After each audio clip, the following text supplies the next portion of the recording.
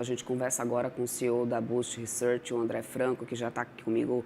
Muito bom dia para você, André. Bem-vindo aqui à nossa programação. Bom dia, muito obrigado pelo convite.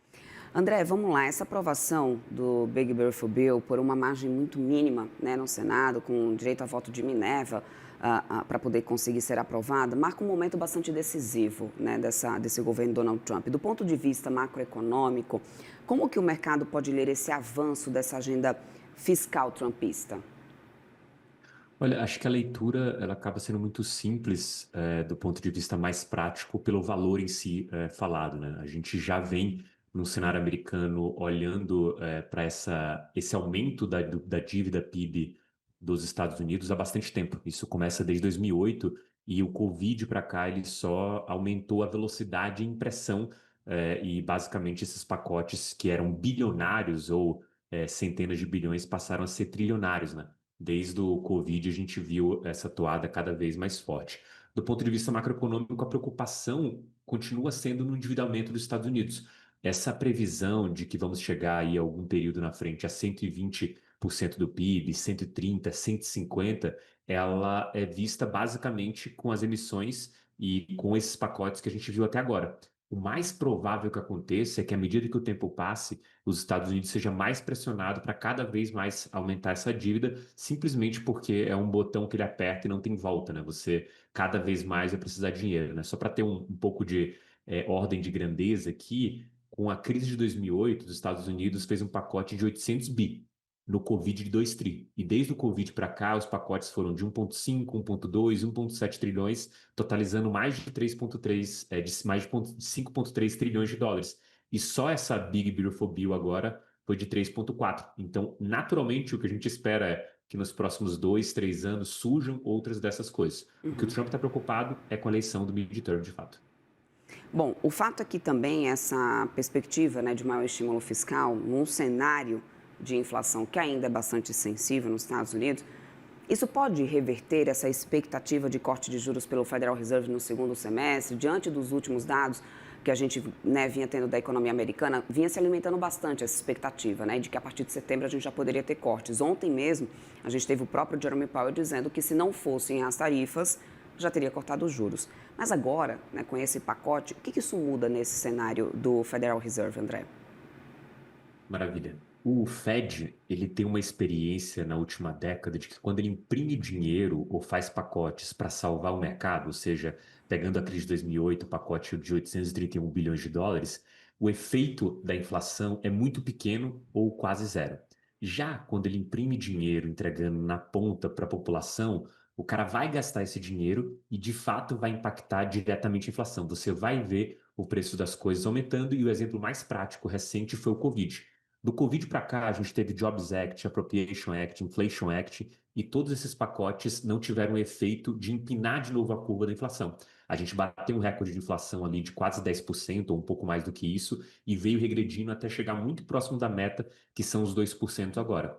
Nesse ponto, a pergunta que fica é: esse pacote, da maneira que está distribuído, ele favorece a indústria e principalmente o percentual mais rico dos Estados Unidos. E esse cara, se ele receber 200, 400, 1 milhão de dólares, 2 milhões, 3, 4 milhões, ele não vai aumentar o consumo dele. Então, a experiência do Fed é que esse tipo de pacote de estímulo, ele naturalmente não vai impactar a inflação diretamente. Pode ser que você tenha um reaquecimento na economia e indiretamente pelos empregos e pela inflação dos salários, você tenha esse cenário mais inflacionário do CPI. Só que a memória do Fed é que isso não vai acontecer.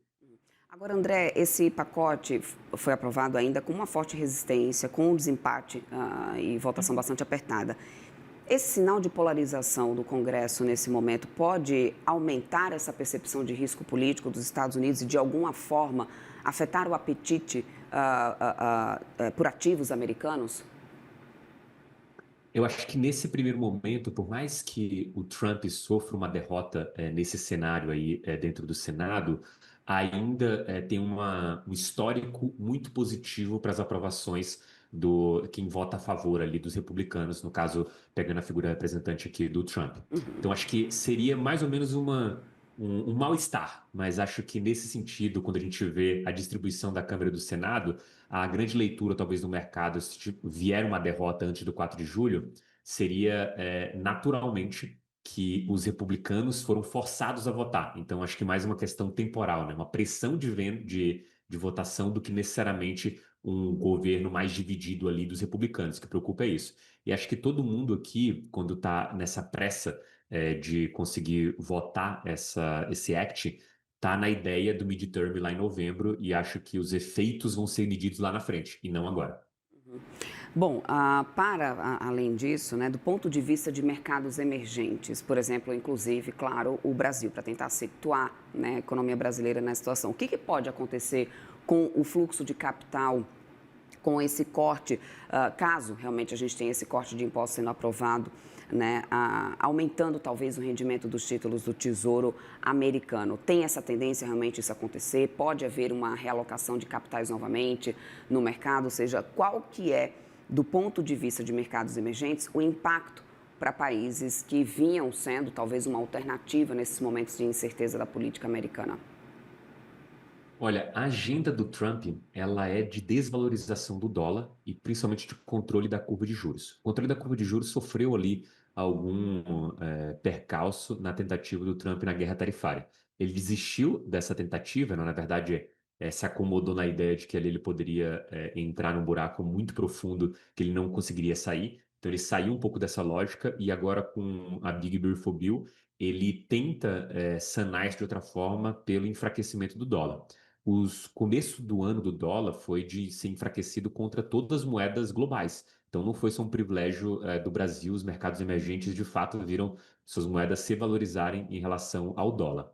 Hoje, e como nunca se discutiu anteriormente, existe um mercado que está olhando para os Estados Unidos com receio desse aumento da dívida. Então, esses 3,4 trilhões de dólares que nesse ajuste aí do Big Beautiful Bill eles vão trazer mais desafio para os Estados Unidos. O que tem acontecido desde o começo do ano é o investidor olhar para essa situação e falar: olha, a percepção de risco zero dos Estados Unidos, de investimento via o Treasury dos Estados Unidos de 10 anos, de curto prazo, o que seja, ele não está tão óbvio.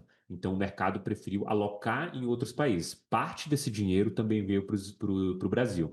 O que a gente projeta daqui para frente é ainda um dólar mais fraco, ainda mais por esse pacote que está sendo trilionário, e naturalmente os países emergentes podem se favorecer desse fluxo, porque diferente do que tinha acontecido até agora, existe uma dúvida se os Estados Unidos de fato vai ficar solvente ao longo dos anos ou se ele vai caminhar cada vez a passos largos para esse cenário de ter uma dívida PIB maior do que o PIB, né, em percentual.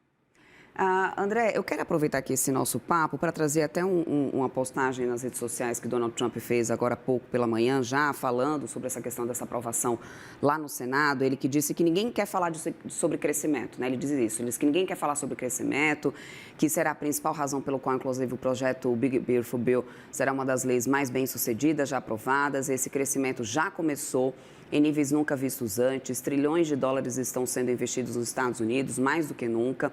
Da mesma forma, centenas de bilhões de dólares em tarifas estão enchendo os cofres do Tesouro. O dinheiro das tarifas já chegou e está estabelecendo novos recordes. Estamos crescendo para poder sair da confusão de governos anteriores. Ele cita Joe Biden aqui, sempre na mesma linha de críticas que eles têm feito. E ele faz, inclusive, uma menção um pedido para a votação agora no Congresso, né, dizendo que republicanos não deixem os democratas de esquerda radical pressioná-los. Temos todas as cartas e vamos usá-las. No ano passado, a América era uma nação morta.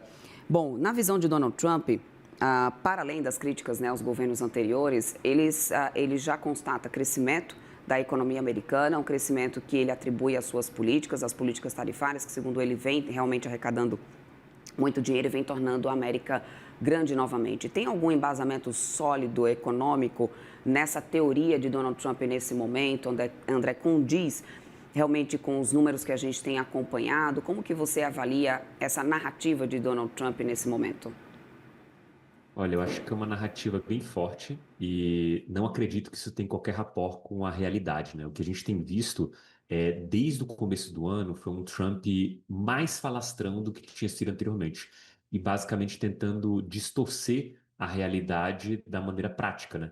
quando você olha para a guerra tarifária, você vê uma série de tentativas ali atribuladas de conseguir chegar num pacote fiscal e basicamente fazer uma conta tão simples quanto a que foi mostrada de quanto que os Estados Unidos estava deixando ali na mesa por ter uma diferença de tarifa entre países, né? E aí saíram várias brincadeiras em torno disso, inclusive ilhas que basicamente não eram habitadas, que eram habitadas só por pinguim, assim, não existe habitantes dentro dessa ilha que estavam nesse pacote de tarifas, né? Então, esse contexto aqui do Trump sempre foi muito de uma postura executora, né? Basicamente, não se pensava muito até falar alguma coisa. E o Trump tem sido assim. Quando a gente olha para o quesito especificamente tarifário, isso não é verdade. O principal parceiro comercial dos Estados Unidos continua sendo a China, e esse cenário ainda não está totalmente pacificado. O que aconteceu de fato foi várias empresas adiantaram compras desses países, principalmente da China,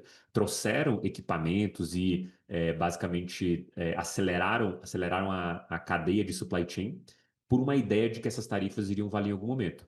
O mercado, do meio para o fim, não começou a não comprar mais essa tese. Basicamente, o que o Trump fala no Twitter, o X agora, ele não tem conexão com o que de fato está acontecendo. Hoje, o Trump está tentando pressionar os republicanos naquela ideia até que foi falada anteriormente aqui, de que, cara, você vai ter que votar junto com a base e não contra a base. E o fato de não ter tempo para ler vai fazer com que esse negócio seja novamente atribulado. Perfeito, meu querido. Quero agradecer bastante aqui sua colaboração, ótimos pontos. Um bom dia para você, uma ótima quarta-feira. Até a próxima. Muito obrigado. Até a próxima. Até mais.